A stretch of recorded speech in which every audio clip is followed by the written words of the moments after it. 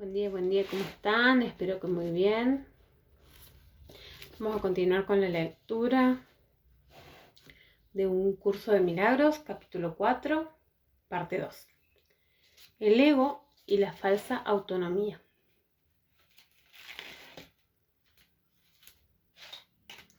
Es razonable preguntarse cómo pudo la gente haber inventado al ego. De hecho, esa es la mejor pregunta que puedes hacerte. Sin embargo, no tiene objeto dar una respuesta en función del pasado, porque el pasado ya no importa, y la historia no existiría si los mismos errores no siguieran repitiéndose en el presente.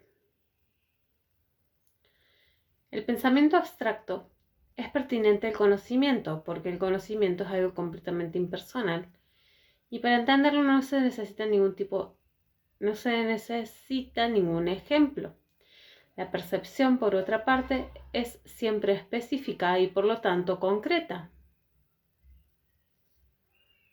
Todo el mundo inventa un ego o un yo para sí mismo, el cual está sujeto a enormes variaciones debido a su inestabilidad.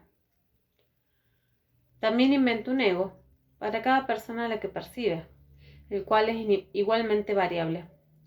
Su interacción es un proceso que los altera a ambos porque no fueron creados por el inalterable o mediante él. Es importante darse cuenta de que esta alteración ocurre con igual facilidad, tanto si la interacción tiene lugar en la mente como si entraña proximidad física. Pensar acerca del otro ego es tan eficaz en el proceso de cambiar la percepción relativa como lo es la interacción física. No puede haber mejor ejemplo que este de que el ego es solamente una idea y no un hecho. Tu propio estado mental es un buen ejemplo de cómo fue inventado el ego. Perdón, paréntesis. Cuando repudiaste el conocimiento, fue como si nunca lo hubieses tenido. Esto es tan evidente que basta con que lo reconozcas para constatar que eso es lo que en realidad ocurre.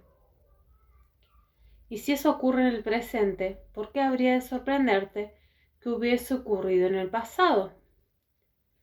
Asombrarnos ante lo inusual es una reacción incomprensible, pero asombrarnos ante algo que ocurre con tanta frecuencia no lo es en absoluto. No olvides, no obstante, que la mente no tiene por qué operar así, aunque así es como opera ahora. Piensa en el amor que los animales sienten por sus crías y en la necesidad que sienten de protegerlas. Esto se debe a que las consideran parte de sí mismos. Nadie repudia lo que considera parte de sí mismo. La manera en que reaccionas ante tu ego es similar a cómo Dios reacciona ante sus creaciones, con amor, con protección y con caridad. Tus reacciones ante Él, tus reacciones ante el yo que inventaste, no son sorprendentes. De hecho, son muy similares a la forma en que algún día reaccionarás ante tus creaciones reales, las cuales son tan eternas como tú. No es cuestión, por lo tanto, de cómo reaccionas ante el ego, sino de lo que crees ser. Creer es una función del ego y mientras tu origen siga sujeto a interpretaciones, lo seguirás viendo desde el punto de vista del ego. Cuando el aprendizaje deje de ser necesario, simplemente conocerás a Dios. La creencia de que hay otra forma de percibir es la idea más sublime de que es capaz el pensamiento del ego. Esto se debe a que dicha idea reconoce, aunque sea mínimamente, que el ego no es el ser. Socavar el sistema de pensamiento del ego no puede sino percibirse como un proceso doloroso, aunque no hay nada que esté más lejos de la verdad. Los bebés gritan de rabia cuando se les quita un cuchillo o unas tijeras, a pesar de que, si no se hiciera, podrían lastimarse. En este sentido, todavía eres un bebé. No tienes una idea clara de lo que es el verdadero instinto de conservación y probablemente decidirás que necesitas precisamente lo que más daño te haría. Sin embargo, tanto si lo reconoces ahora como si no, has acordado cooperar en el empeño por llegar a ser inofensivo y servicial.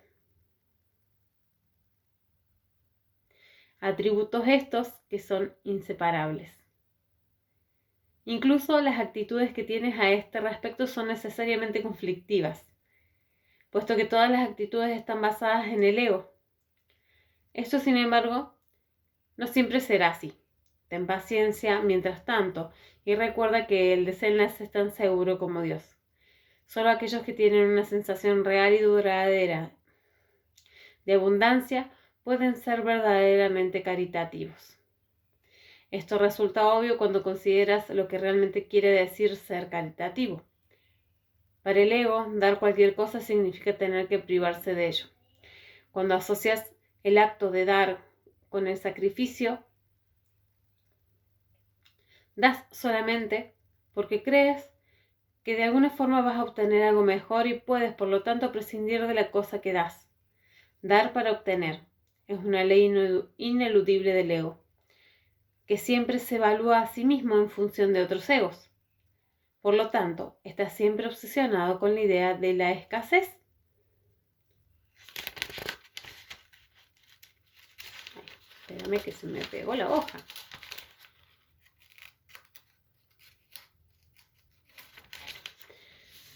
Por lo tanto, está siempre obsesionado con la idea de la escasez, pues, que es la creencia que le dio origen. Su percepción de otros egos como entes reales no es más que un intento de convencerse a sí mismo de que él es real. ¡Wow! El amor propio, desde el punto de vista del ego, no significa otra cosa que el ego se ha engañado a sí mismo creyendo que es real y por lo tanto está temporalmente menos inclinado a depredar. Ese amor propio es siempre vulnerable a experimentar tensión, término este que se refiere a cualquier cosa que él percibe como una amenaza a su existencia.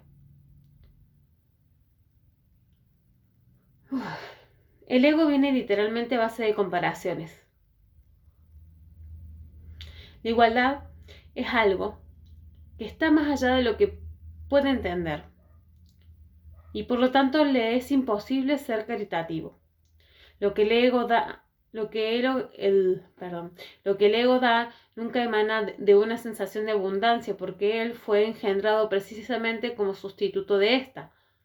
Por eso es por lo que el concepto de obtener surgió en su sistema de pensamiento. Los apetitos son mecanismos para obtener, que representan la necesidad del ego de ratificarse a sí mismo. Esto es cierto tanto en el caso de los apetitos corporales como en el de las llamadas necesidades más elevadas del ego.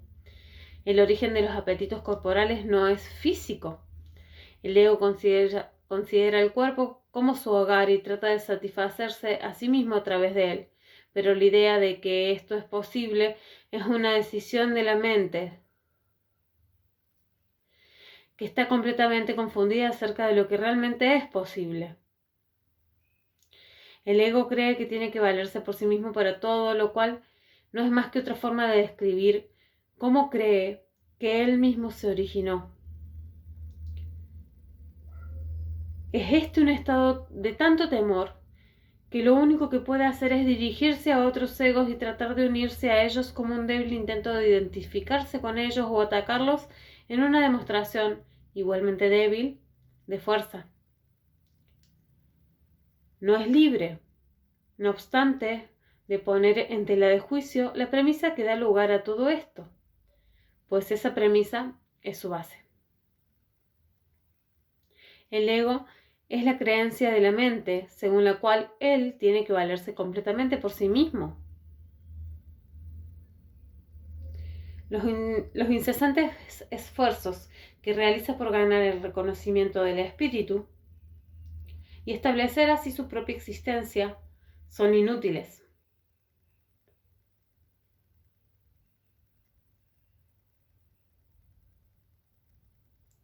El espíritu, en su conocimiento, no es consciente del ego. No lo ataca, simplemente no lo puede concebir en absoluto. Aunque el ego tampoco se percata del espíritu, se percibe a sí mismo rechazado por algo más grande que él. Por eso es por lo que el amor propio, tal como el ego lo concibe, no puede por menos que ser ilusorio.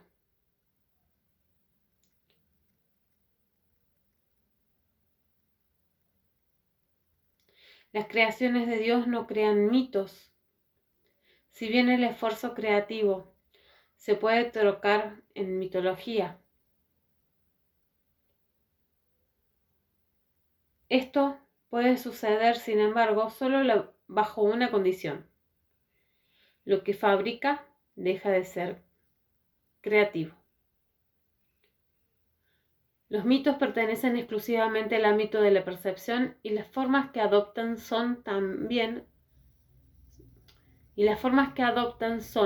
ambiguas y de una naturaleza tan marcada por la dicotomía entre el bien y el mal, que ni siquiera el más benévolo de ellos está exento de connotaciones aterradoras.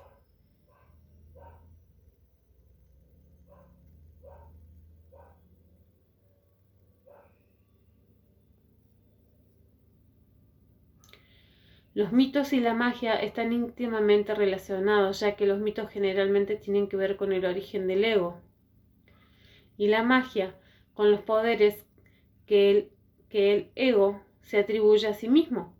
Los sistemas mitológicos incluyen por lo general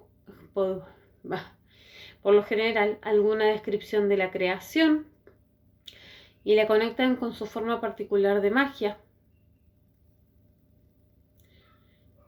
La llamada lucha por la supervivencia no es más que la lucha del ego por prolongar su propia existencia, así como la interpretación que ha hecho con respecto a su comienzo. Este comienzo casi siempre se asocia con el nacimiento físico, ya que resulta difícil sostener que el ego existía antes de ese momento. Los más religiosos de los mitos basados en el ego puede que postulen que el alma existía antes y que seguirá existiendo después de un lapso temporal de vida en el ego.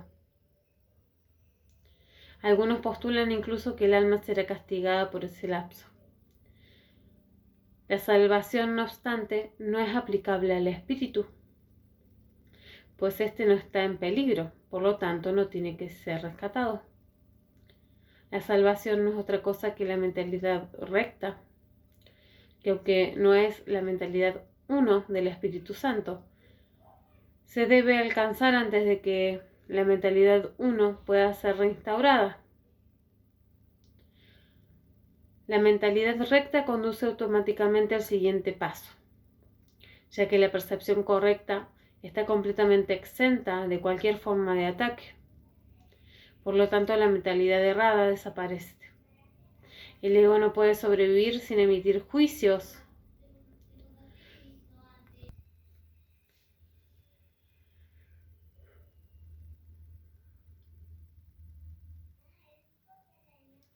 El ego no puede sobrevivir sin emitir juicios. Por consiguiente, se le abandona. La mente tiene entonces una sola dirección por la que avanzar. La dirección que sigue es siempre automática, pues no puede acatar los dictados del sistema de pensamiento al que se adhiere.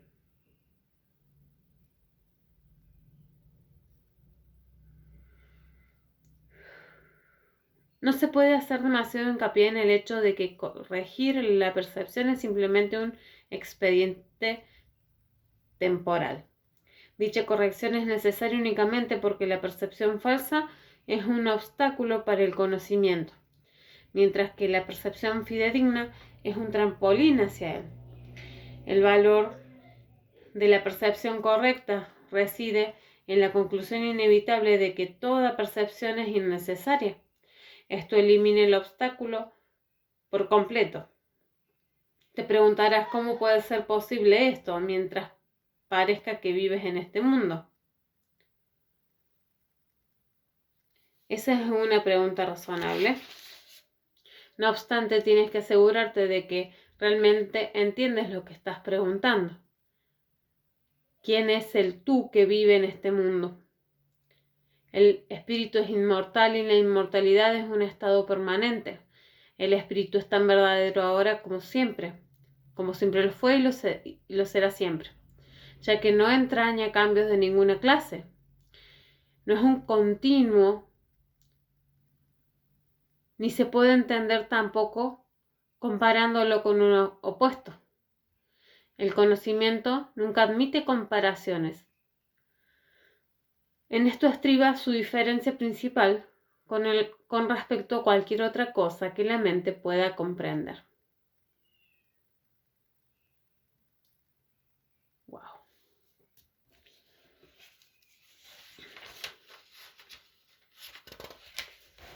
Esa es la parte 2 del capítulo 4. Ahora vamos a la lección 23.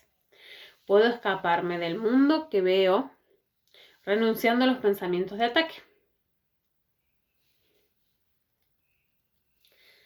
La idea de hoy describe la única manera de escapar del miedo que siempre tendrá éxito. Nada más puede lograrlo. Nada más tiene sentido. Pero esta manera de escapar no puede fallar. Cada pensamiento que albergas da lugar a algún segmento del mundo que ves.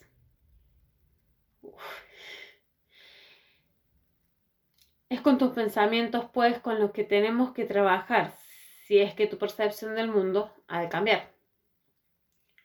Si la causa del mundo que ves son los pensamientos de ataque, debes aprender que estos son los pensamientos que no deseas.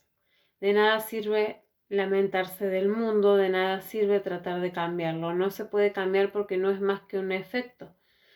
Pero lo que sí puedes hacer es cambiar tus pensamientos acerca de él. En ese caso estarás cambiando la causa. El efecto cambiará automáticamente. El mundo que ves es un mundo vengativo y todo en él es un símbolo de venganza.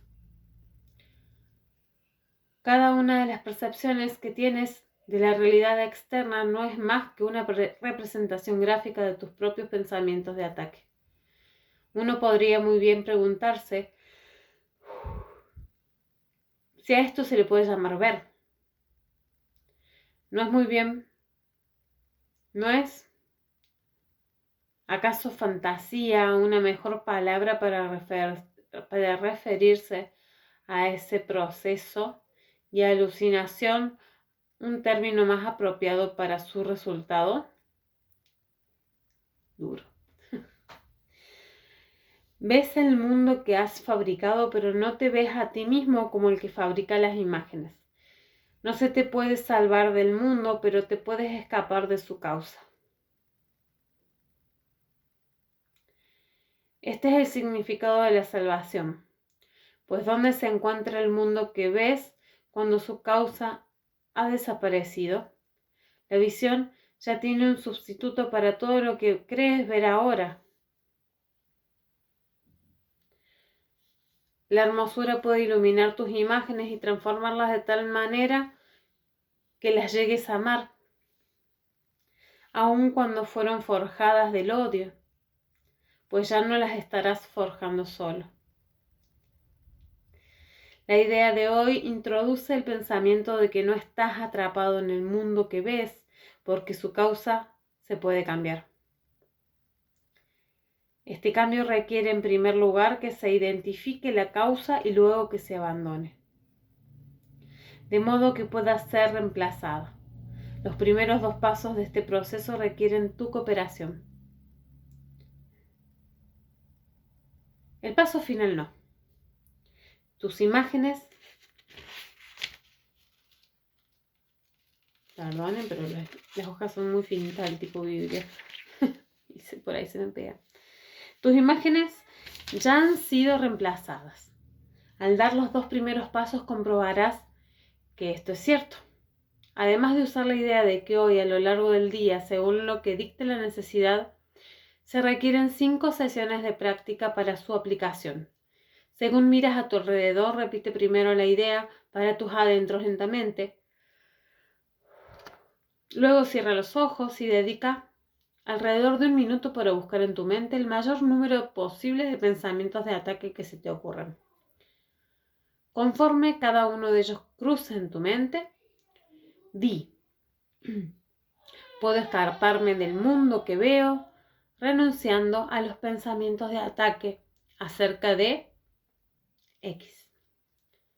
Mantén presente cada pensamiento de ataque mientras repites esto. Luego descártalo y pasa al siguiente. Durante las sesiones de práctica, asegúrate de incluir tanto los pensamientos de ataque contra otros como los de ser atacado. Los efectos de ambos son exactamente lo mismo, puesto que ambos son exactamente lo mismo. Aún no reconoces esto, y lo único que se te pide de momento es que durante las sesiones de práctica los trates de igual modo. Todavía nos encontramos en la etapa de identificar la causa del mundo que ves. Cuando finalmente aprendas que los pensamientos de atacar y los de ser atacados no son diferentes, estarás listo para abandonar dicha causa. Qué bello. Perdonen si escuchan vocecitas por allí, mis niños. Ese es el ejercicio de hoy. Espero que les haya gustado. Mañana continuamos con la lectura. Espero que puedan hacer el ejercicio. Les mando un abracito, un besito y nos vemos mañana.